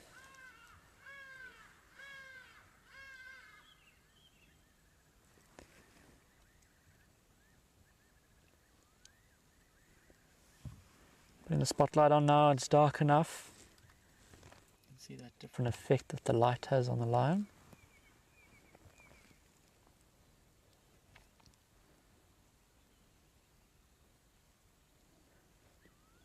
Maybe with the days being really hot going into summer, the lions are just moving more in the mornings rather than in the evenings like we're used to.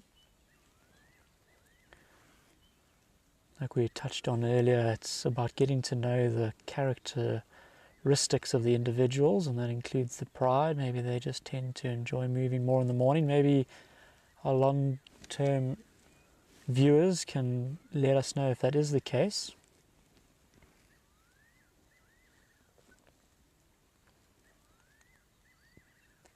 And it's not quite 6 o'clock, it's getting almost to 6:15 now.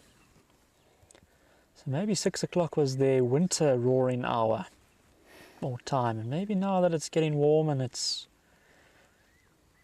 day length is lengthening as we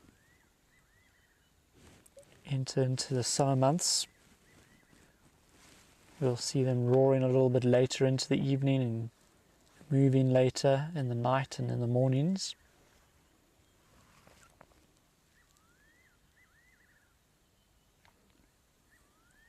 I'm really hoping that we get rewarded with our patience here. Mary says she feels like he's going to sing. It's just a matter of when. It is a matter of when. And hopefully it's within the next 15 minutes. Another lioness rolling over and stretching a little bit. So there's some activity here.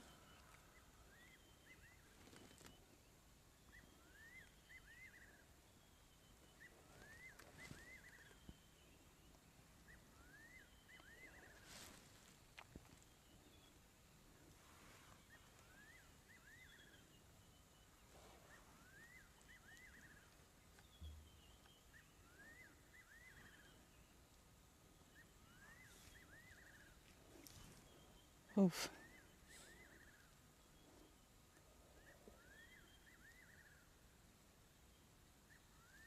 Look at those teeth.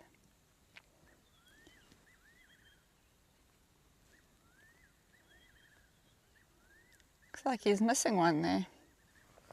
One of the smaller. Next to his canine.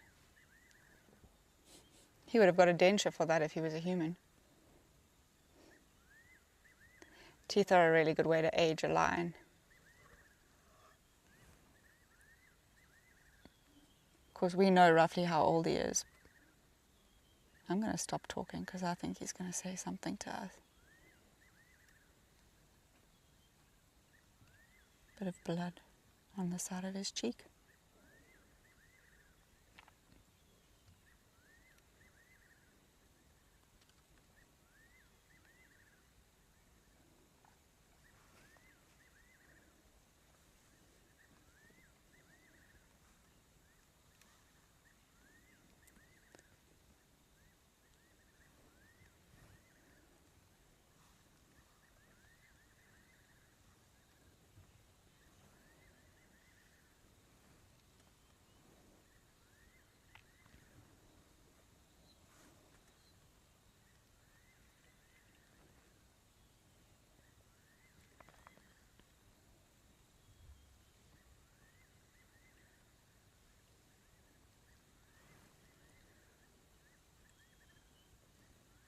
He's listening again.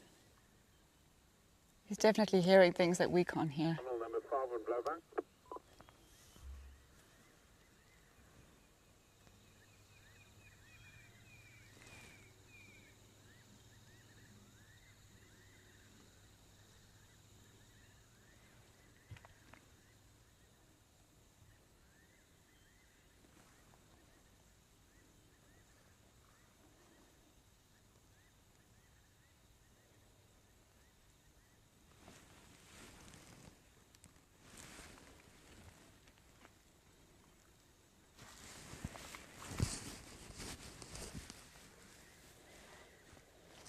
Okay, he's turned to face north, which is where his brother is. Quite a deliberate shift in his positioning there. Yawning quite a lot. You see that frequency is increased with time. He's just oxygenating his blood with those yawns and hopefully filling his lungs as well.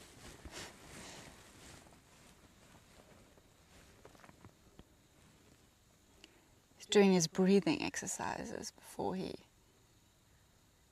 sings. There's a lot resting on him at the moment, a lot resting on us, on him at the moment. Yeah, no pressure. He's actually shown off so beautifully just by having his head up like this. We've kind of built this up. I think one of my favorite things about nature is that it's unpredictable.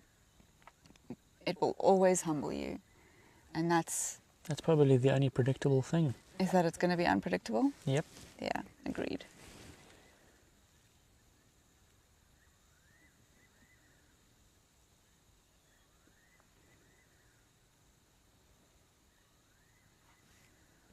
He's so beautiful.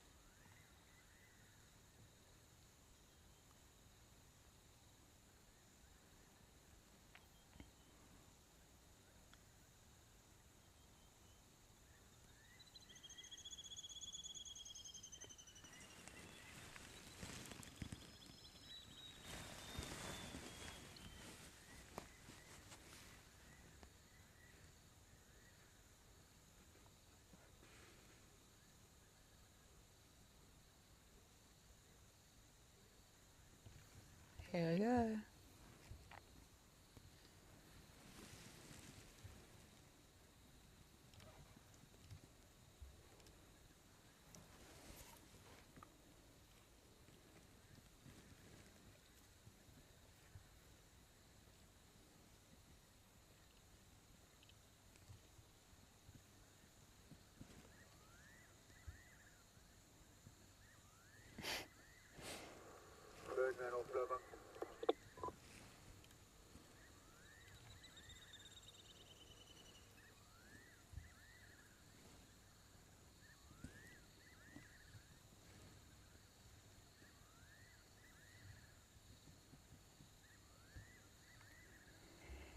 Well, he's worth following. Okay, let's see. We'll follow him for a little bit, keep him within the range of the spotlight in case he does anything fun. The One lioness. 5 lionesses are still where he left them. One has lifted her head. But let's see. See where he goes for the next 10 minutes. Getting the vantage point maybe above the drainage line on the other side of the dam wall. Sound will channel down the drainage line. That would be pretty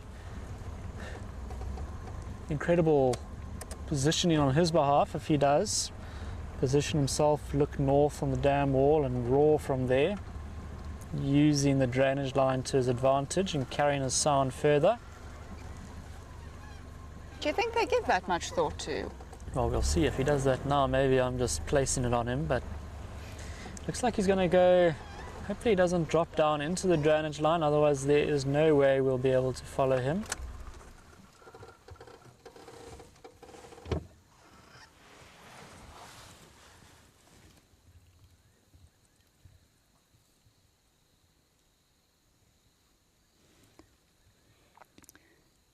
This is also predictable when a lion gets up.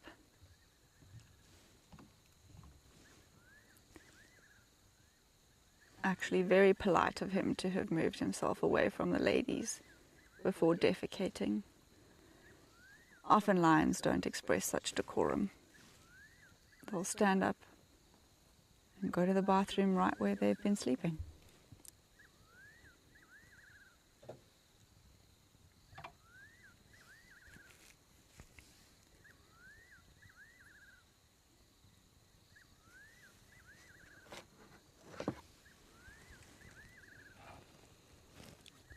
Is that a kink in his tail? Is this kinky tail? Yep. It looks like it is. He's just looking out over the dam now.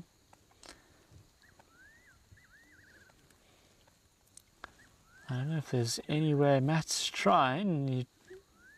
There, look how beautiful that is. Male lion lying on top of a dam wall with the water reflecting the last light of the evening. The mountains on the horizon.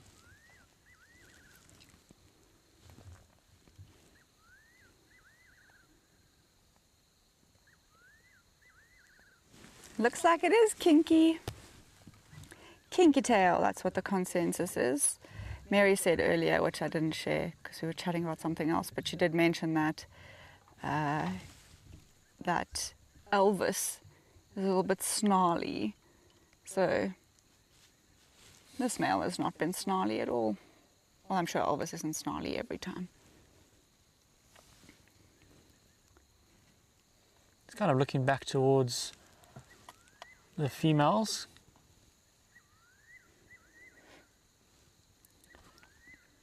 So I was going to bring my camera out this evening, and again I left it behind, breaking my rule. Victoria told me not to bring it out because we've got Matt on the camera.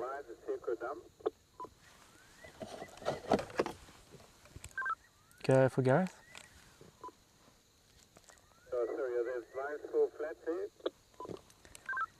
The 5 females are, but the one male is, well, the male is moving. He just lay down again on top of the dam wall looking south.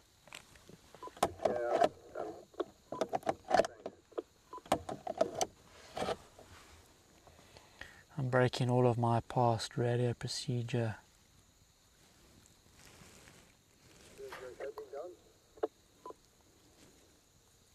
protocols. Sorry, listening to the radio.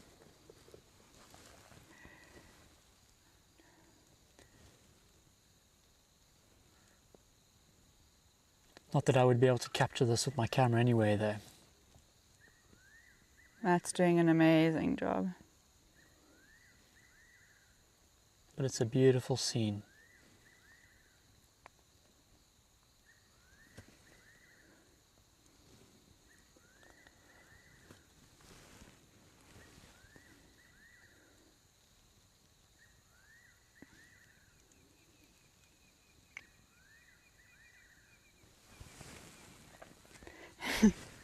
Mary's just clarifying. She says he's not really snarly.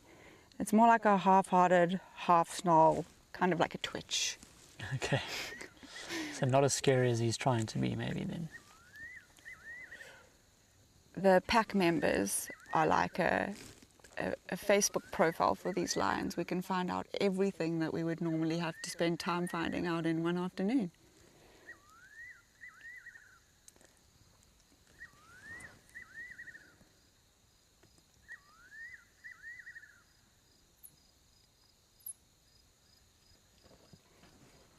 I'm just going to turn the torch quickly, Matt. I'll come straight back to him. I want to see if there's any movement with the lionesses. Nothing that I can see.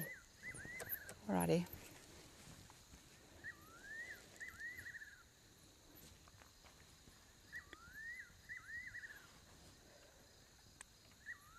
The public cam is telling everybody that they were on the camp cam yesterday and he looked much thinner.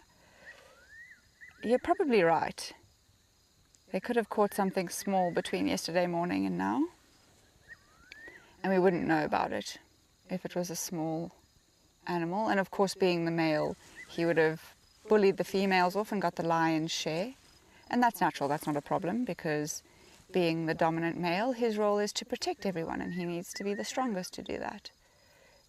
So they often get male lions get a bit of bad press for quote-unquote stealing kills. But the reality is, and especially in an open system where they're fighting for breeding rights, male lion needs to be strong to protect his pride. So it's in everyone's best interests that they eat first. So if they did make a small kill, and he was around, which he has been because he's been with them for the last 48 hours, he would have eaten most of it.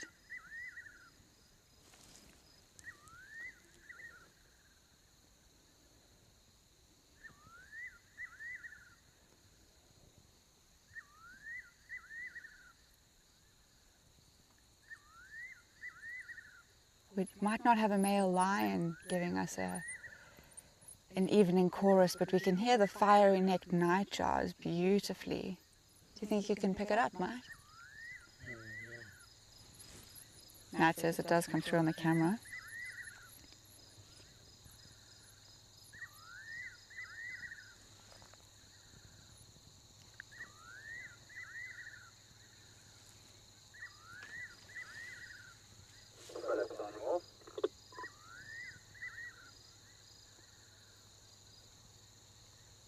Goodbye, Sue. Have a good evening.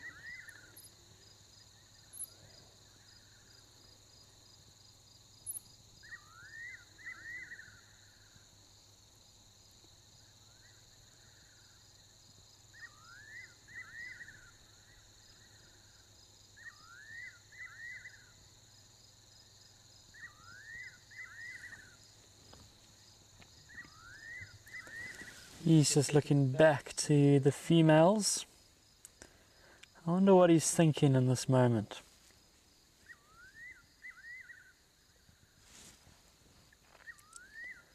What he's processing.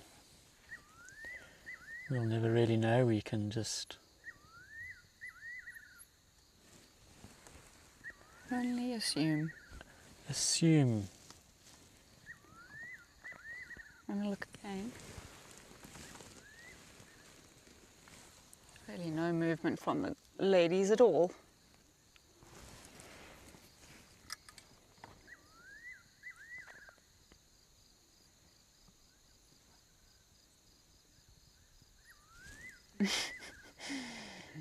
Michael Fleetwood's being very cheeky. He says he brought some mala magic to the Rietspruit.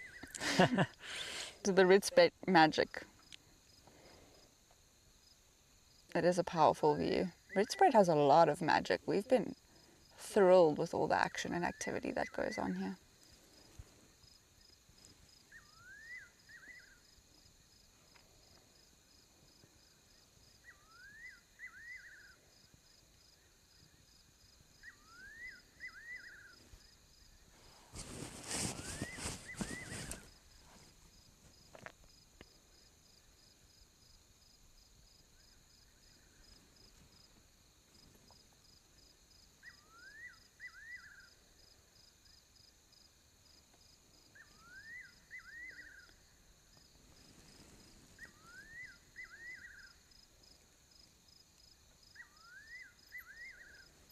This is such a dreamy evening.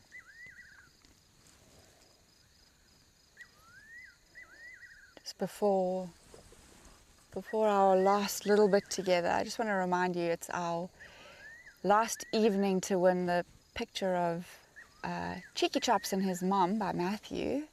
But you need to, if you're a pack member, so this is for the pack members. If you want to participate, you can email the word connection to info@paintedog.tv.